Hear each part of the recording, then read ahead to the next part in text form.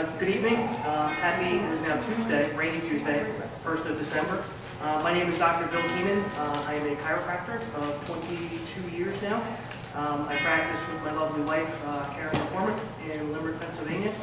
And we have a wonderful office there. I come from a family of chiropractors. There's probably 9 of us, with 2 more, one in chiropractic school, one will be in 6 months, and my oldest daughter is at 16, so she wants to be a chiropractor, so there's a lot of us. So, our topic tonight, we're going to speak about arthritis. And what I hope that you will gain from this is, one, some good information, but I really would hope that you gain much more than just information. If you walk out and say, I use entertaining, okay, that was pretty good, that was fun, or he's a good speaker, well, that's good, but it's not good enough. My hope and wish would be is that you walk out and you do something differently than you're currently doing right now for your health. Okay? If someone has a call to action and they do even one thing differently that's going to benefit their existence and their life, then my time is well spent. And that's why I'm here. I love to speak. My children roll their eyes, and I love it when I get a crowd that doesn't roll their eyes at me. So thank you for, well, if you do, it's okay. I'm used to it. So what are we going to talk about tonight? Yes, we're going to talk about arthritis. Specifically, I want to address some things such as what types of arthritis are there, and we're not going to get into great detail. There's a couple main categories. We're going to speak about, is arthritis normal? Okay. Well, it's not. Like with caveat with that, it's not normal body activity. It's common, but it's not normal. Is it preventable? And we're going to answer some of those questions, and the answer will be some yes, some no. And if I have it, is it treatable and or reversible? So that's what we're going to dive into. If you have questions, just raise a hand. I'm open for questions. So first question, arthritis, is it reversible? The answer is yes in some cases. We're going to delve into that in a few moments. Okay. Is it treatable? Well, it's reversible. What do you guys think about, is it treatable? Yes? Anybody have arthritis here? Just raise your hand. Okay. Most adults do, to some extent. What type? That's what we're going to get into. Is it preventable? The answer is the most common type of arthritis we should rarely see on our planet for most of our lives. And if we get into the 100, 125-year-old range, God bless, we get some arthritis then, it just starts up. That's okay. But what we're seeing right now, the rates that we're seeing it, we should not be seeing it. Okay, so different types of arthritis. First type is degenerative or osteoarthritis. Degenerative osteoarthritis is the most common type of arthritis that we encounter as human beings every day. Most of us, unfortunately, to some degree, yes, we'll have some degenerative arthritis as we get older. But again, and there's a slide on it a little bit later on, we're seeing it at younger and younger ages. It's not something that we should be seeing at the ages that we're seeing it, and we're seeing it at such advanced levels in people by the time they're 40, 50, 60. We're looking at the moderate, severe degenerative disc and joint disease. It's become very common, but again, it is not normal.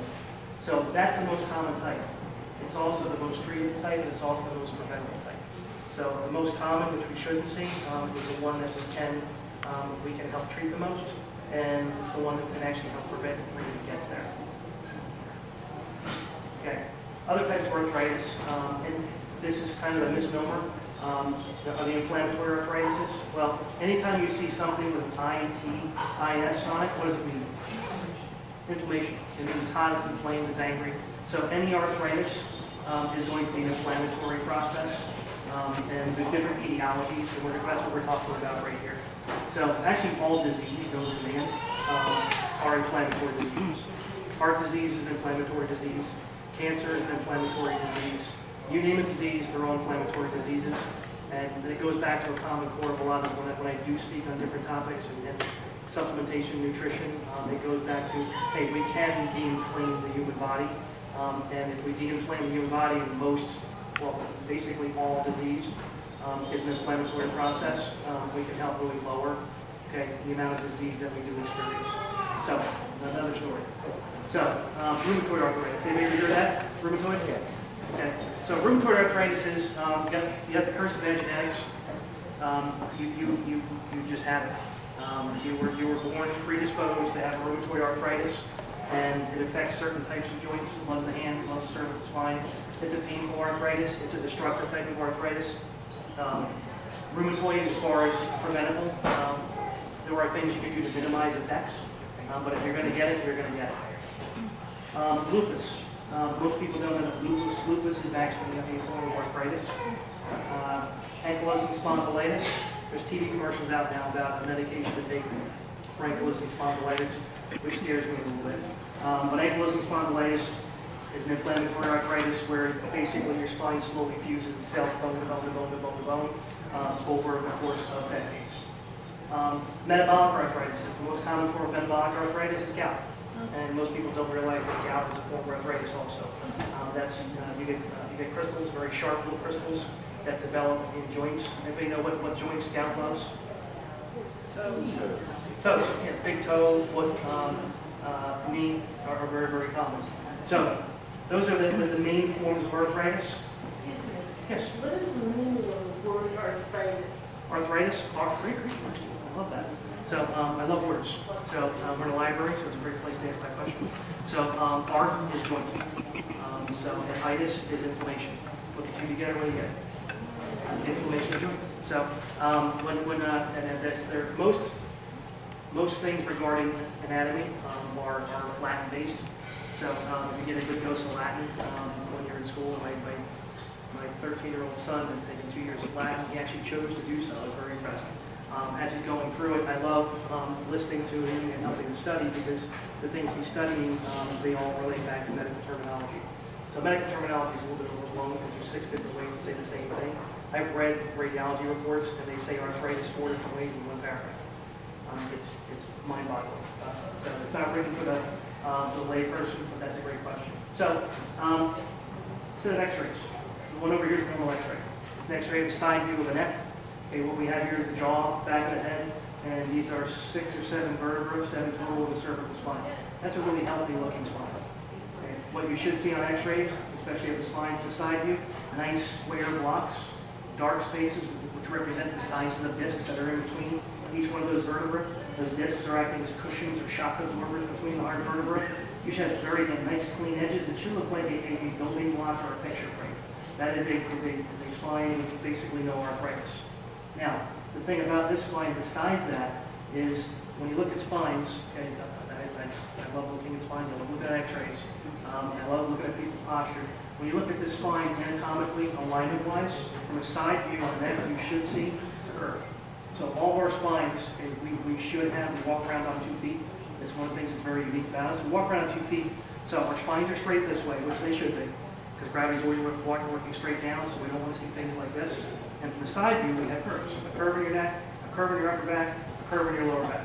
Those curves there for a very important reason. We're walking around on 2 feet. If our spines were straight this way, and if they're straight that way, it's like walking around with a telephone pole. That's what you get. Does it look good? Think it's good for a spine? Nope. So those curves do this. What does it kind of look like? Use a word, use an adjective. Yeah, spring, shock absorber. So this is a well-aligned spine, okay, with a nice curve and a nice spring. Okay, and if we had a front and back view of that spine, it's probably going to create arm straight. So when we look at the human frame itself, any joint, it's a machine. It's a machine. It'll follow the same laws of physics as the vehicles you drove in on. So if you're driving your car down the road, it's going to happen again this winter. It was terrible last winter, and you hit a big pothole, okay, and your front end goes out of alignment. And you start driving down 422 during a non-traffic time, so you can actually get up to speed. What's going to happen to your front end? What's it going to feel like? Smooth or what? A little shimmy, okay? Get a little shake. So start shaking. So it tells you, obviously, that what happened to your front end. It's out of alignment. So if you keep on driving your car with a misaligned front end, what's going to happen to your tires, your brand new tires? They're going to wear evenly or unevenly? Okay. So, now some people, they go, well, if I drive 68 miles an hour, it shimmies. But if I drive 66, it's smooth as can be. So they stay at 66. Problem solved. Or not? Okay, so the problem solved was, okay, I got rid of the annoying shimmy, correct? Okay, but are the tires still going to wear it evenly? Yes. Yes. You just don't feel it anymore. So it's making a choice. So I'm jumping ahead to a later part of this, which I will often do. So when I get to that slide, I'll go by it quick because we're going to talk about something right now. So a lot of us do that with our health. A lot of us who have arthritis and pain due to arthritis or disc degeneration or arthritis in a knee or an ankle or a hip, what we do is we start to get warning signs, a little shimmy in our body, okay, and it'll come up as pain. Okay, maybe we'll hitch in the way that we're walking, or maybe it's a shift in our posture, and we go, oh, okay, well, it's a little bit annoying, a little bit painful. So we either, one, if you're a man, you'll just ignore it, okay, because I can say that, I'm a man. I'm a doctor, I know better, and sometimes I just do that. Number two, you can medicate. So what are some things we can take if you have pain? Aspirin. Aspirin. You can get a prescription anti-inflammatory. You can get Flexeril. You get all kinds of things. So, and the pain will typically go away, but the problem go away. That's like driving 66. And the most common form of arthritis, osteoarthritis, we get advanced stages of because we don't pay attention to little warning signals, and we don't pay attention to proper mechanics of our joints in our body. Yes? Is osteoarthritis, does that come from overusing your joints, or does that come by itself? Another very good question again. It's both. We can get some osteoarthritis if I grew up in a family and a miner workers. From North New Jersey, climate steel, high buildings in New York City. That's what I did up until the day I graduated chiropractic school. So I was an iron worker. So I used to put up structural steel on high-rise buildings. So my whole family did that. So it wasn't uncommon in my family, and a lot of them most were chiropractors. But even with that, they had some arthritis because it was heavy-duty work. And we were doing a lot of work. So you can have overuse arthritis, where you just have repetitive, and you'll get some. But if you have good biomechanical alignment of a joint, it's going to be minimal, if that makes sense. So overuse or a lot of use will give you some, but not a lot. So if you're paying attention to and you have good alignment of this machine, if that makes sense. So going back to the pictures, the picture over here, what's the difference? Doesn't have those nice clean edges. Does not have nice clean edges. It's got some, I'm going to step in front of it. Okay. We have, it looks like a bird beak coming off the front here. It's not a clean edge like just the one above. The bone itself isn't square. It has a sharp edge to it. The dark space in here is smaller than the ones above. You have bone here that's actually attached itself to the bone below. Okay, that's osteoarthritis. Okay, and the reason why that arthritis is there is not because of overuse. Okay, there's one other thing that you may notice about this picture, and we'll look at it from an alignment standpoint. We talked about a few moments ago, from the side view, you should see a curve in the neck. Should be a big C that goes forward. What do you see here? It starts to curve, but then what does it do down here? It curves the opposite direction. So instead of having a bowling ball for a head, we all have a bowling ball for a head, no offense. Okay. Instead of having that bowling ball bouncing on the spring, the bowling ball is doing this. Okay, and the bowling ball is doing that. Everybody just do that with your fingers for a moment. Bend your fingers backwards a good ways. You feel a good stretch? Hold it like that for a few minutes. It's going to get a little comfortable. It's not supposed to, your fingers aren't meant to be doing that with stress for a long period of time. Okay, biomechanical joints, whether it be a neck, a mid-back, a low back, knees, ankles. Okay, when you have biomechanical misalignment, okay, of moving parts in a machine, whether it be a living, breathing machine, that's your body, or it's the front end of your car, you're going to get uneven wear and tear. That's osteoarthritis. Okay? It comes secondary to the discs being chewed up because they're soft and squishy like the rubber on the tire. They start to show signs of wear first. That's like cartilage in your knee. Okay, the soft stuff is going to wear out first, and then it's going to get, the bones, it gets reactive. The bone has stress upon it that it shouldn't. So when your bone has extra stress upon it because it's misaligned, and it's putting unequal pressure on one side as compared to the other, it starts to lay down more layers of bone. Okay, it's a defense mechanism. So if you use your hands a lot, say in the springtime, maybe anybody rake leaves this year, okay, or pay somebody and watch them do it. Okay, but anyway you put it, whoever's doing the leaf raking, they're going to get calluses on their hands, correct? Use your hands a lot, you're going to get calluses. If you use them a whole lot, well, yeah, you're probably going to get some blisters, but after that you get calluses. So let's take a guess. What are calluses made of? They're made of skin. Yeah, So you have frictional stress upon skin. Okay? Frictional stress, and your skin wants to protect itself, so it lays down more layers of what? Skin. Okay, so let's extrapolate that. Let's take it to a spine, or take it to a knee, or take it to an ankle. Okay, you have misalignment in the moving parts in your body, okay, and their bone. Is the bone going to lay down more skin, or lay down what? More bone. More bone. Okay, it's really it's simple. So if you have good alignment in joints in your body, okay, you get very little wear and tear. You get very little degeneration. You get very little disc degeneration, wear and tear of knee. But if you have misalignment of your moving parts, you name the part, okay, you name the joint, okay, you're going to get frictional stress, and you're going to have degenerative changes at an accelerated pace. So, and I'm going to totally throw some of the slides out the window because later on, our spines, our joints, okay, our skeletal system and soft tissue, we're built to last for about 100, 125 years before you start to see significant signs of degeneration, of joint, of disc, of bone. So that's when you're just starting to see the first real signs of it. We're built to last biomechanically, and this is the chiropractic or medical study. These are studies done by engineers.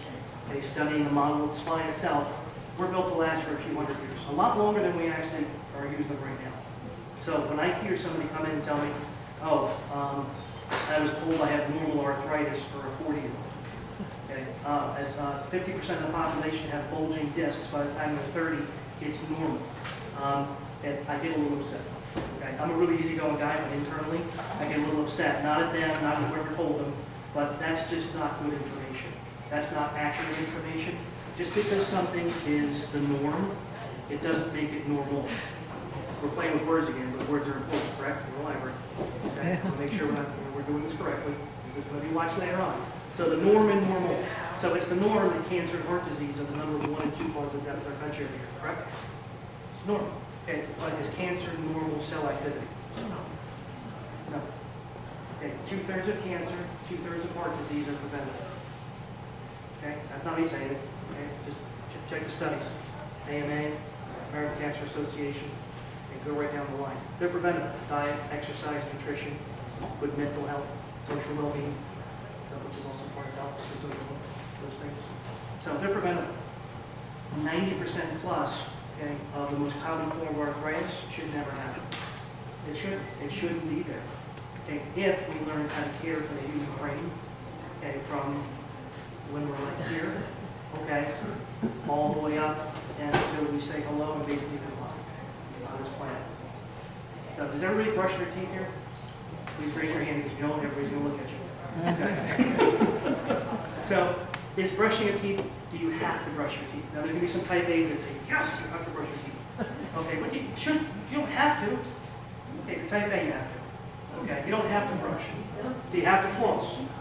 Okay, you got it. But if you don't brush and you don't floss, it's a choice. Predictable outcomes will occur. Correct? Okay, if you sit on your couch, okay, and eat like pork rinds and drink a case of beer every weekend, there's predictable outcomes, correct? Okay, to your health and how you look. You know, don't I? Family members. Okay. So if we don't care for the human frame, okay, biomechanically, and we don't teach our children to do that, okay, if we don't exercise, if we don't eat well, if we don't keep our joints in proper working order, and I'm a chiropractor, my children have been checked for misaligned joints, okay, since the time 15 to 20 minutes old, and I didn't drop them when they came out. So and at 11, 13, and 16, they still get their spines checked once every week or two. They're all very active in sports. So I check them because I don't want that to be them. And as soon as they start not feeling well, and not even just like I got pain or an ache, they don't have that stuff. Unless they get drunk about playing lacrosse. But they'll say, hey Dad, can you check? They call it supplementation chest check. So biomechanically, they say, no, something's not quite right. And I'll check, and we adjust joints, ankles, feet, spines, because if you maintain something that's healthy, okay, when we're young, it'll stay that way. If you maintain your teeth, okay, most often they're going to stay that way. But if you don't maintain your teeth, most often they're not going to stay that way. If you don't maintain, okay, your joints, stay healthy unless you're pretty darn lucky. So, really, boy, okay, ask Kathy to give me the 25 minute, okay, and that's, we hit the 25 minute. So,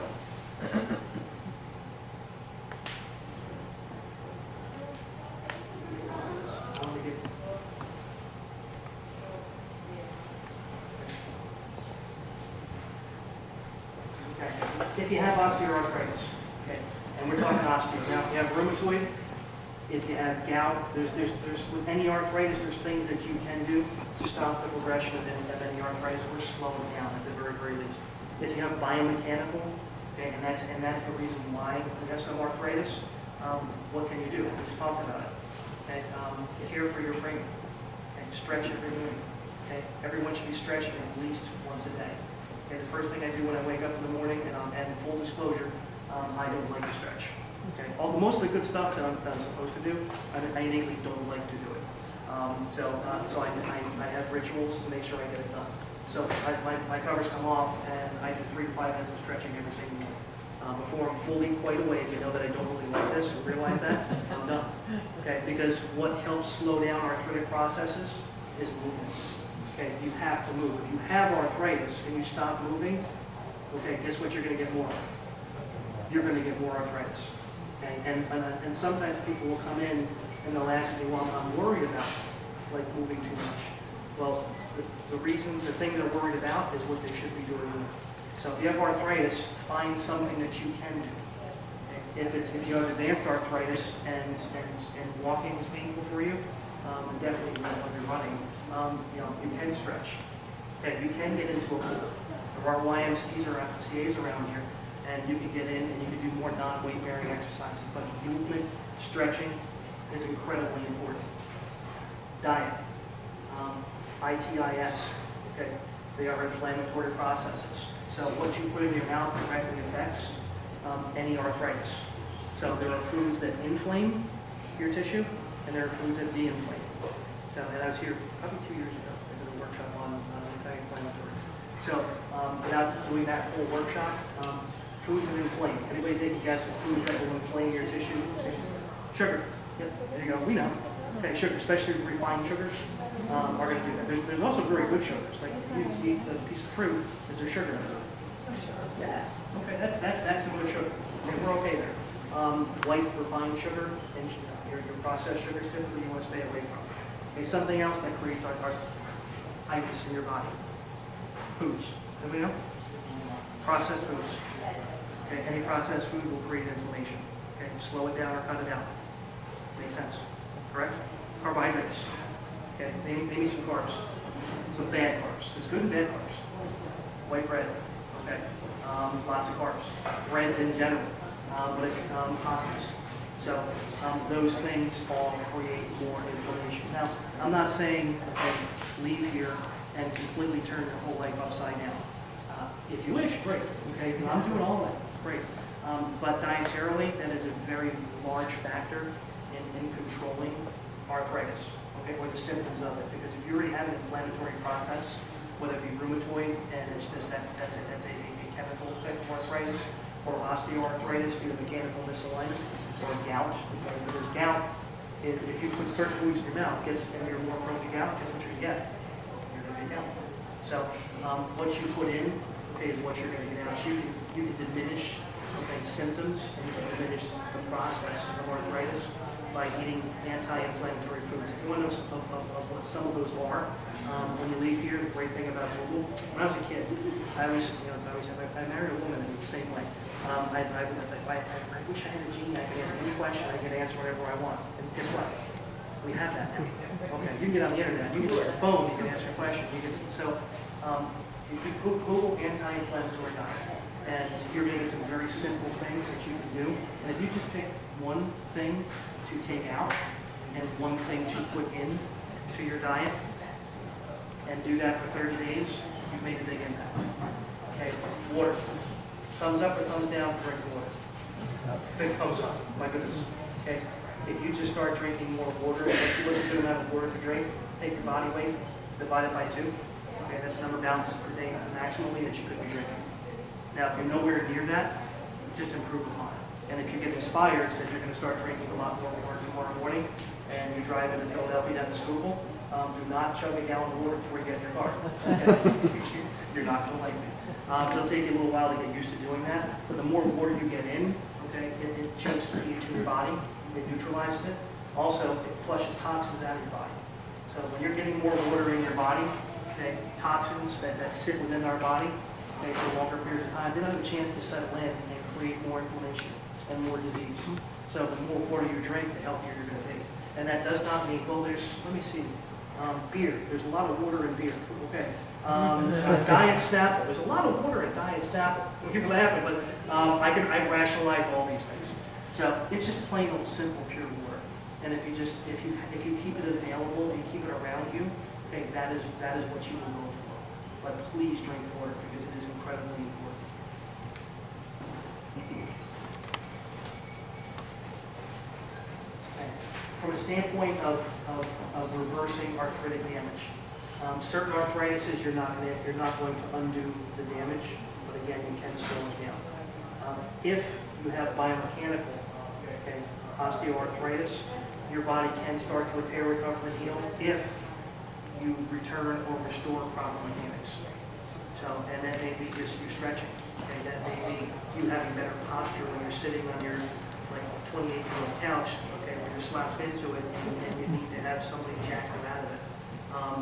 Pay attention to how you use your body. Okay, the straighter you keep your spine, even when you're sleeping, okay, and the more you can maintain the curvature of your spine from the side view, okay, the healthier that spine, and therefore what resides inside that spine, your nervous system, which is more important than the spine and mechanical stuff. Your nervous system functions better. So you can start the reverse process if you have biomechanical osteoarthritis, if you improve the line of doing. So, and I'm not here to tell you what I do. That's what I do with spines and joints. That's why I do what I do. I love it. But there's things you could do on your own, and that's the realm that I want to work in with today. With your diet, okay, with exercise, with movement, and again, I've never heard a reason why somebody can't do something that's a valid one. Okay, if you can move at all, okay, you can do something. Okay, if you have even the slightest bit of willpower, and you can make a change. I don't suggest making major changes.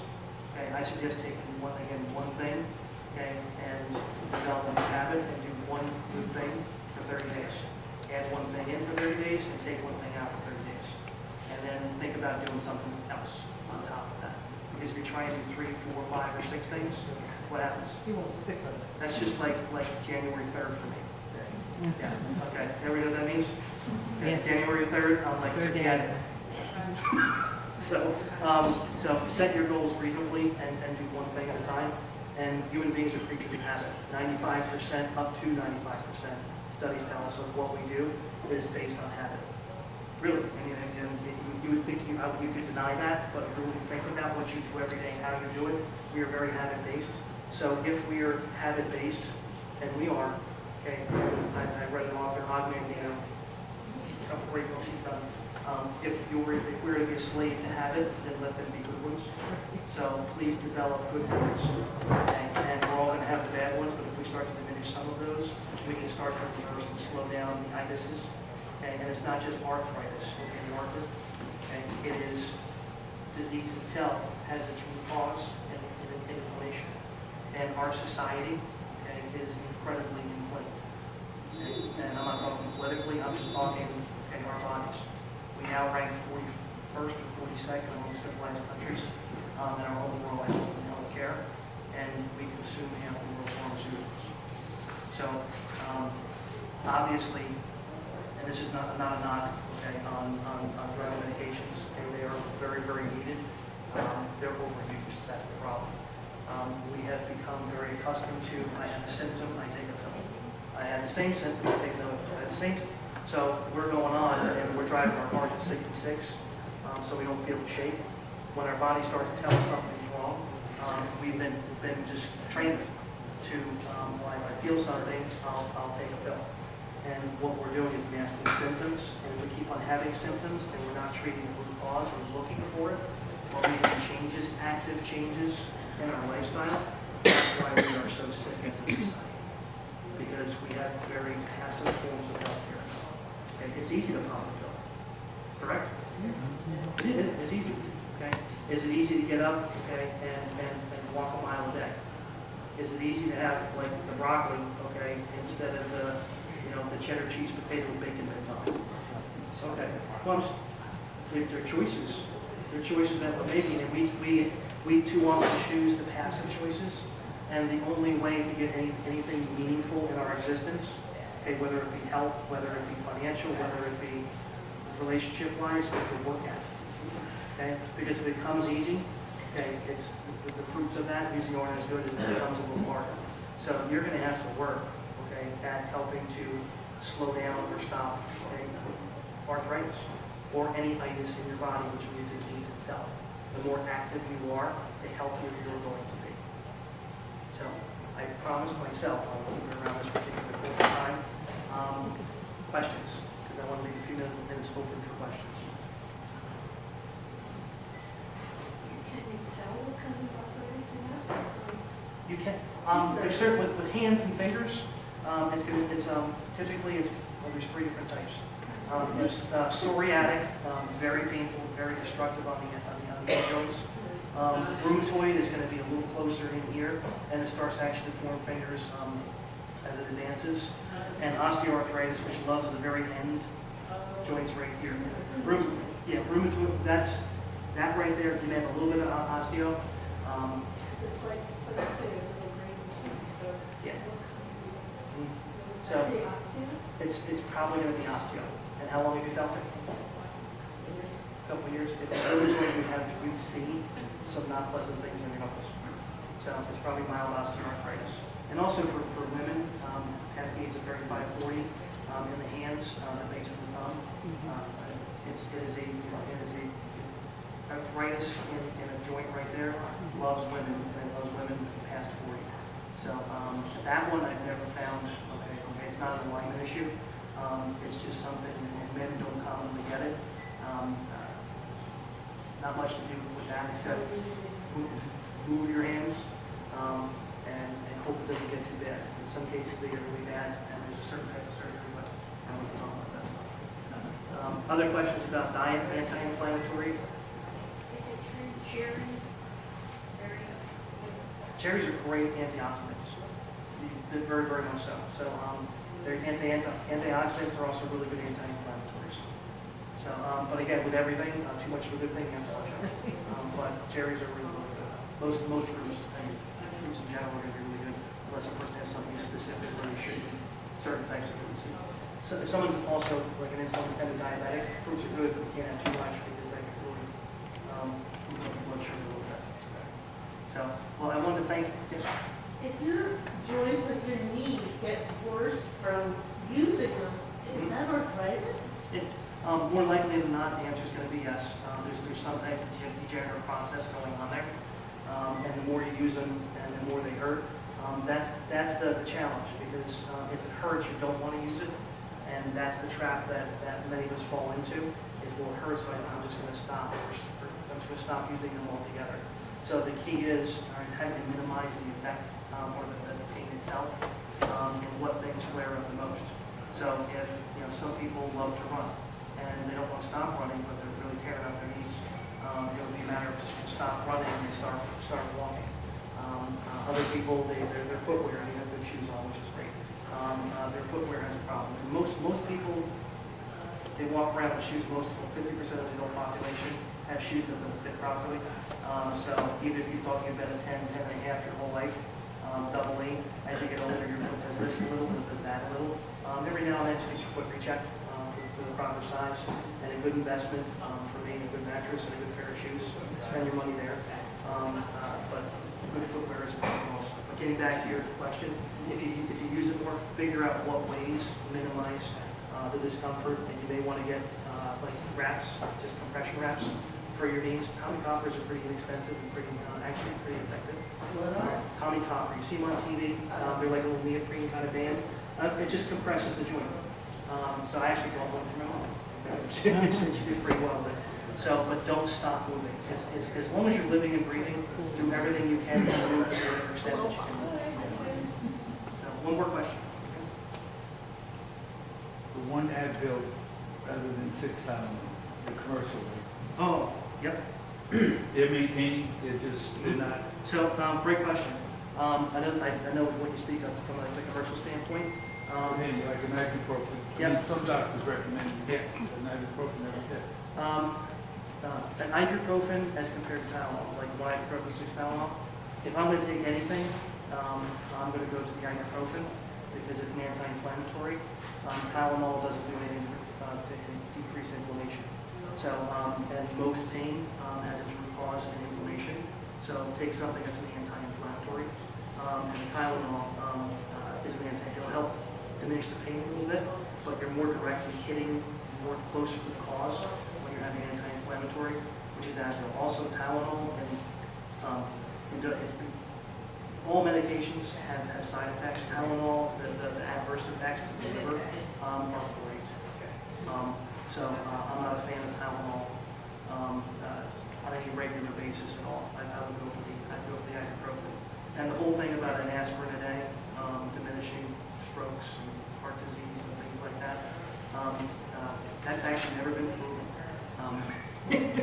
That started 35 or 40 years ago, and somebody asked a leading cardiologist at a symposium in London, hey, what do you think about taking an aspirin a day? What effect might that have on heart attacks? And he stopped for a second and he goes, well, it might help. And so their whole gate, that started then. And it's actually been disproven that actually it works. And so they're taking aspirin a day every single day, and they don't really have to be doing that. They have side effects, GI upset, ulcers, things like that. So the real reason for that was never actually proven. And actually, the study came out 6 months ago and said there's actually no reason at all. So you look it up, it's out there. I'm not trying to rain on you, which drug company, I'm not that conspiracy theory kind of guy. But if you can avoid taking medications, please do. Now, if you're insulin dependent diabetic, please don't stop taking your insulin. However, if you're insulin dependent diabetic and again you're 3 pounds overweight and you smoke and your diet is just terrible, can you do something to maybe diminish the amount you would need to take? What's the answer? Absolutely. Yes. Okay. We don't do enough of that. Okay. So be more active in your health and healthcare. Do move. Okay. Look at what you're eating. Okay. Take something out. Put something in for the next 30 days. I'll ask you to do that. So thank you all for your time. Thank you. Thank you very much.